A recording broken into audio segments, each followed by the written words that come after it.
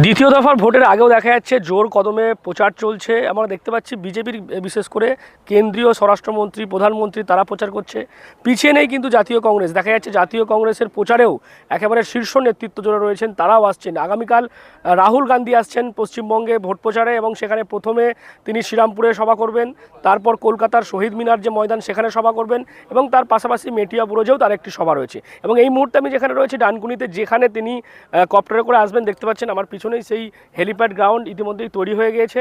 সেখানে দেখা যাচ্ছে যারা পুলিশের নিরাপত্তার দায়িত্বে রয়েছেন তারাও এখানে এসছেন, খোঁজ খবর নিচ্ছেন, প্রস্তুতি কতটা রয়েছে মূলত তারা সব দেখছেন।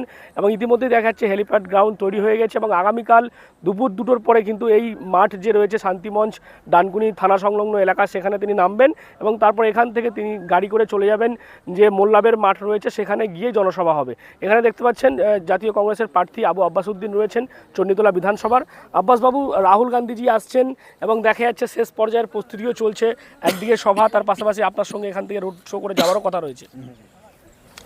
দেখুন, আমাদের পশ্চিমবঙ্গে যে নির্বাচন, এই নির্বাচনে এই রাজ্য সরকারকে আমরা মানে একটা ব্যর্থ রাজ্য সরকার, সেই রাজ্য সরকারকে সরিয়ে মানে ফেলে দেওয়ার জন্য জনগণের কাছে আবেদন নিয়ে এই এলাকার কংগ্রেস প্রার্থীদের হয়ে প্রচারের জন্য রাহুল গান্ধীজি আসছেন। সর্বভারত নেতা, ভারতবর্ষের আইকন, তিনি আসছেন।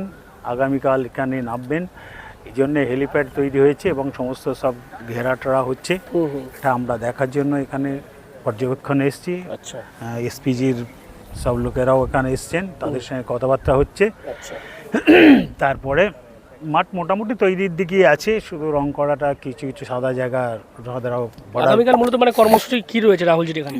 রাহুলজি কর্মসূচি বলছে এখান থেকে নেবে, এখান থেকে আমাদের ওই গাড়ি করে শোভাযাত্রা করে আমরা মানে এই মোল্লাবের মাঠে যাবে, মোল্লাবের গোমডাঙ্গার মাঠে যাওয়া হবে, ওখানে গিয়ে সভা হবে। ওখানে কি মানে প্রার্থীরা সকলেই থাকছেন ওখানে? হ্যাঁ, ওখানে আমরা হুগলি জেলার 18টা ক্যান্ডিডেটকে সবাইকেই ডাকা হয়েছে, সকলেই মঞ্চে থাকবে, তার মধ্যে আমরাও থাকবো। আচ্ছা, আর এই যে মানে রাহুলজি আসা মানে তো এরা পশ্চিমবঙ্গের একটা আইকন, মানে আসছেন জাতীয় কংগ্রেসের বিশেষ করে যারা রয়েছেন তাদের তো মানে উৎসাহ, মানে বাড়তি একটা অক্সিজেন পেয়ে যাবেন সকলে। হ্যাঁ, অবশ্যই জাতীয় কংগ্রেস তো অক্সিজেন পেলেও, তাছাড়া পশ্চিমবঙ্গের যারা যুবক, যারা নতুন ভোটার, যারা নতুন আছে, তারা অনেক বেশি মানে পেয়ে গেল, উৎসাহ পেয়ে গেল এবং অক্সিজেন পেয়ে গেল যে আমাদের ভারতবর্ষের আইকন এখানে আসছে।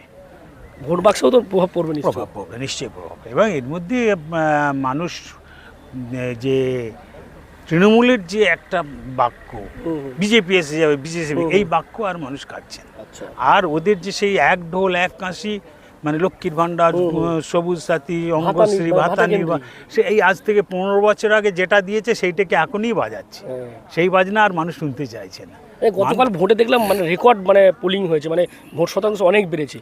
কি মনে হয় আপনাদের ভোট বাক্সেও কি পড়ছে প্রভাব? আমাদের এখানটাতেই পড়বে, মানুষ চাইছে ওদের ঘরে সরিয়ে দেবে। এবং সমস্ত আরেকটা জিনিস আপনি এখানে লক্ষ্য করছেন কি জানি না, এই ভোটটাকে বাংলার মানুষ এত বেশি গুরুত্ব দিয়েছে।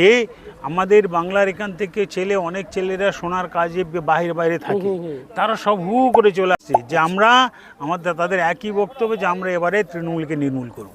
আচ্ছা, একদম।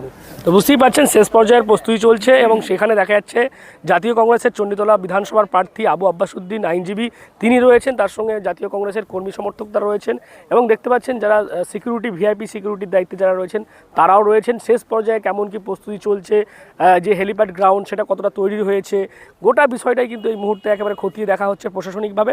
অন্যদিকে রাজনৈতিক যারা রয়েছেন নেতারা জাতীয় কংগ্রেসের, তারাও একেবারে উৎসাহিত রয়েছেন, তারাও অপেক্ষা করছেন আগামীকাল রাহুল গান্ধী যখন আসবেন তারপর থেকে এই যে মাঠ, সেই মাঠে তিনি নামবেন রাহুল গান্ধীজি এবং তারপর এখান থেকে বাই রোড গাড়ি করে তিনি যাবেন জনসভার মাঠ, যেখানে মূলত মোল্লাবের সভা হওয়ার কথা রয়েছে সেখানে। এবং সেখানে গিয়ে তিনি কি বক্তব্য রাখেন, কারণ আগামীকাল প্রথম সভাই তিনি করছেন এই শ্রীরামপুরে অর্থাৎ হুগলি জেলাতে, সেখানের সেই জনসভা থেকে রাহুল গান্ধীজি কী বার্তা দেন এখন সেদিকে নজর থাকবে আমাদের। আর আপনারা নজর রাখুন ডিএনএন বাংলা, ডিএনএন বাংলা সবার মনে, সবার ফোনে।